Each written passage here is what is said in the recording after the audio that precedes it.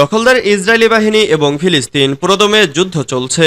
জানিয়ে দেব হাতে থাকা সর্বশেষ আপডেট আন্তর্জাতিক সংবাদ। প্রথমে এই সংবাদ শিরোনাম।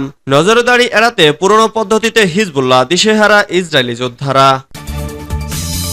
এরপর জানিয়ে দেব মার্কিন F-16 যুদ্ধবিমান ইউক্রেনে হস্তান্তর শুরু।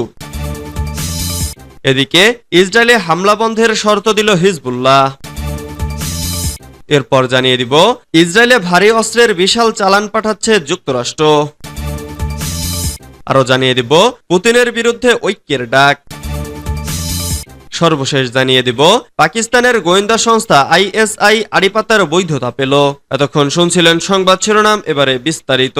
তবে অনুরোধ থাকবে ভিডিওটিতে একটি লাইক করবেন এবং কমেন্ট করে জানিয়ে দিবেন খুব শীঘ্রই দখলদার ইসরায়েল দেশ পৃথিবীর মানচিত্র থেকে মুছে যেতে চলেছে। এই খবরে আপনি কি আনন্দিত? নজরদারি এড়াতে পুরনো পদ্ধতিতে হিজবুল্লাহ দিশেহারা ইসরায়েলি যোদ্ধারা। ইরান সমর্থিত লেবাননের সশস্ত্র গোষ্ঠী হিজবুল্লাহ তারা ইসরায়েলের উচ্চ প্রযুক্তির অত্যাধুনিক নজরদারি ব্যবস্থা এড়াতে পুরনো পদ্ধতিতে ফিরে গেছে। কৌশলগত এমন পরিবর্তনের কারণ ব্যাখ্যায় গোষ্ঠীটির অন্যতম নেতা হাসান নাসরুল্লাহ বলেছেন, ইসরায়েলকে অন্ধ বা বোকা বানানোর জন্য এমনটি করেছেন তারা।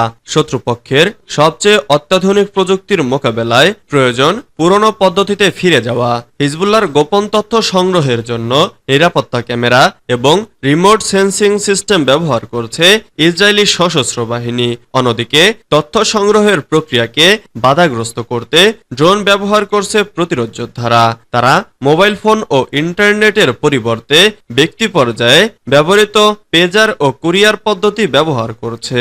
এছাড়া তারা সাংকেতিক বার্তা এবং 25 বছর আগেকার টেলিযোগাযোগ নেটওয়ার্ক বা ল্যান্ডফোন ব্যবহার করছে।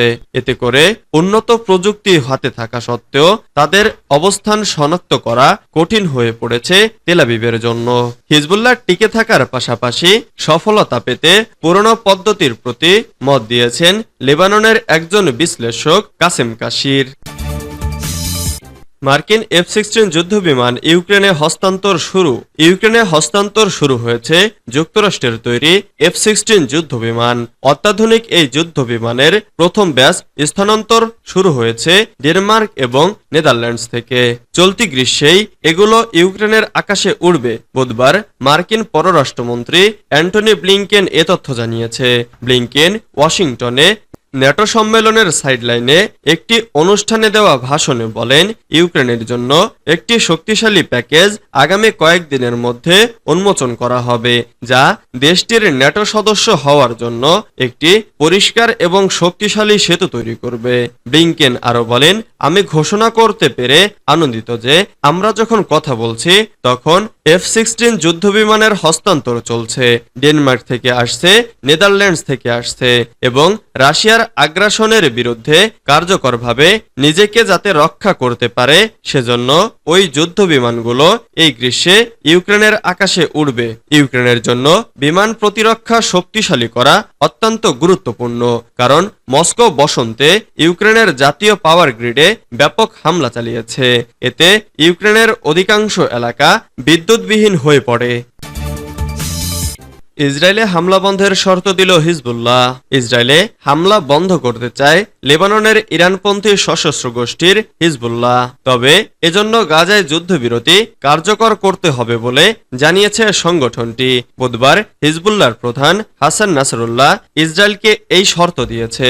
খবর টাইমস অব ইসরায়েলের। তিনি বলেন, হামাস গাজায় যুদ্ধবিরতি আলোচনা ইসরায়েলের সঙ্গে পরিচালনা করছে প্রতিরোধের অক্ষ এর পক্ষ থেকে।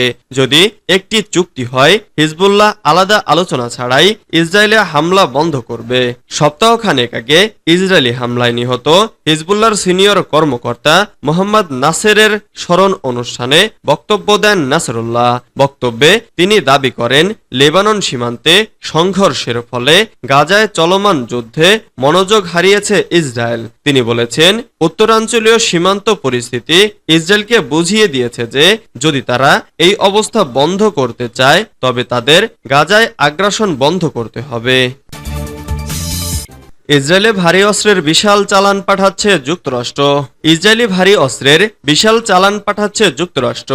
ইসরায়েলি বাহিনী এসব অস্ত্র গাজার ঘনবসতিপূর্ণ এলাকায় ব্যবহার করতে পারে এমন আশঙ্কায় গত মে মাস থেকে এসব অস্ত্র সরবরাহ করা স্থগিত রেখেছিল বাইডেন প্রশাসন। এক মার্কিন কর্মকর্তা জানিয়েছেন, স্থগিত রাখা অস্ত্রের প্রায় অর্ধেক এখন ইসরায়েলে পাঠানো হচ্ছে। গত মে মাসে হোয়াইট হাউস ঘোষণা করে যে তারা 1800টি 200 পাউন্ডের এবং 1700টি 500 পাউন্ডের বোমার চালান সরবরাহ করা স্থগিত করেছে। ইসরায়েলের 10 লাখ ফিলিস্তিনির বসবাসের স্থান রাফা আক্রমণের ঘোষণার পর এই সিদ্ধান্ত নেয় যুক্তরাষ্ট্র। ব্যাপক বেসামরিক নাগরিক নিহত হওয়ার উদ্বেগের মধ্যেই ইসরায়েল রাফায় হামলা চালায়। তবে গত মাসে ইসরায়েলের প্রধানমন্ত্রী বেনিয়ামিন নেতানিয়াহু দাবি করেন, ইসরায়েলে অস্ত্র সরবরাহ স্থগিত রাখার বৃহত্তর নীতি গ্রহণ করেছে যুক্তরাষ্ট্র।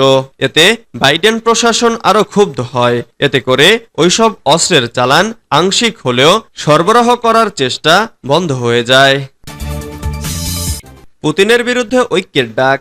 রাশিয়া ইউক্রেন যুদ্ধকে প্রাধান্য দিয়ে যুক্তরাষ্ট্রের ওয়াশিংটন ডিসিতে শুরু হয়েছে 3 দিনের পশ্চিমা সামরিক জোট ন্যাটোর 75তম শীর্ষ সম্মেলন। ওয়াশিংটন ডিসির রোনাল্ড রিগ্যান ইনস্টিটিউটে গত মঙ্গলবার সম্মেলন শুরু হয়। এই ইনস্টিটিউটেই 1949 সালে the North Atlantic Treaty Organisation যাত্রা শুরু করেছিল।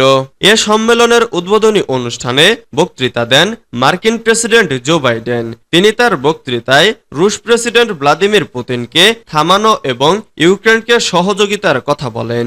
এছাড়া এ সম্মেলনে ন্যাটোর নেতারা প্রতিরক্ষা, রাশিয়া ইউক্রেন সংঘাত ও পশ্চিমা বিশ্বের রাজনৈতিক অনিশ্চয়তা নিয়ে সৃষ্ট উদ্বেগ নিয়ে আলোচনা করেন। বাইডেন বলেছেন, পুতিন ইউক্রেনকে সম্পূর্ণ পরাস্ত করতে, ইউক্রেনের গণতন্ত্রকে শেষ করতে ও ইউক্রেনের সংস্কৃতিকে ধ্বংস করতে চান। তিনি দেশটিকে মানচিত্র থেকে মুছে ফেলতে চান। আপনারা জানেন, পুতিন কিন্তু ইউক্রেনে থামবেন না। কাজেই কোনো ভুল করা যাবে না।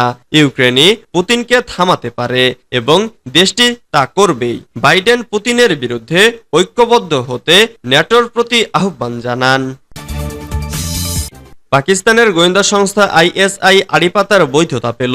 ফোনালাপ ও বার্তা আদান প্রদানে আড়িপাতার ক্ষেত্রে পাকিস্তানের সামরিক বাহিনীর গোয়েন্দা সংস্থাকে আইনি বৈধতা দিয়েছে দেশটির সরকার। এতে দেশটির রাজনীতিতে সামরিক বাহিনীর ভূমিকা আরও পোক্ত হল। স্বাধীনতার পর থেকে প্রায় অর্ধেক সময়ই দেশটির ক্ষমতা ছিল সামরিক বাহিনীর। পাকিস্তানের সরকারকে ক্ষমতায় রাখা বা সরিয়ে দেওয়ার ক্ষেত্রে দেশটির শক্তিশালী সামরিক বাহিনী অতিমাত্রায় ভূমিকা রেখে আসছে। ফলে